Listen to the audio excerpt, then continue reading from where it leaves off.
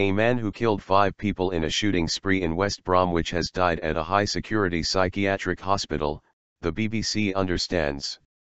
Harry Street was detained indefinitely in October after guns and explosives were found at his Birmingham home.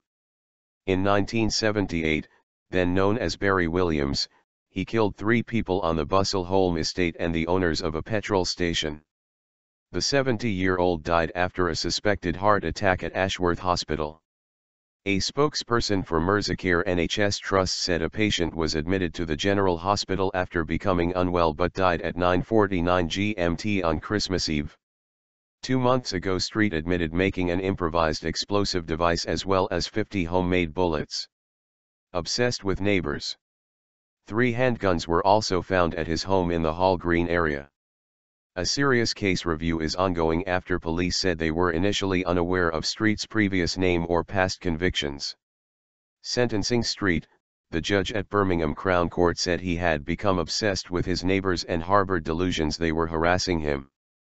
Mr. Justice Blair also drew comparisons with the 70-year-old's past, that saw him kill 3 neighbours in West Bromwich 36 years earlier. He said Street had shown similar behavior to that which had preceded the terrible events of October 26, 1978.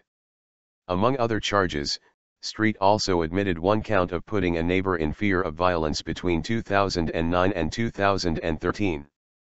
Street had been released in 1994 after serving 15 years at Broadmoor Hospital for the 1978 shootings. The spree started with him killing his neighbor George Burkett and Mr. Burkett's son, Philip, who were fixing a car on their driveway in Andrew Road. Iris Burkett became his next victim, before Street shot her daughter Gillian, who survived. Neighbors Judith and Joe Chambers also survived, despite being shot multiple times. Street then fled the scene in his Ford Capri, indiscriminately shooting as he left the estate. Heading towards the East Midlands, he stopped at a petrol station in Nuneaton, where he shot dead the owners Lisa DeMaria and her husband Michelle. He was eventually cornered in Buxton, where police rammed his car before arresting him. Almost 40 years on, Gillian Burkett, now Gillian Dudley, was in the public gallery to hear sentence passed. She celebrated with other victims as Street was told he may never be released.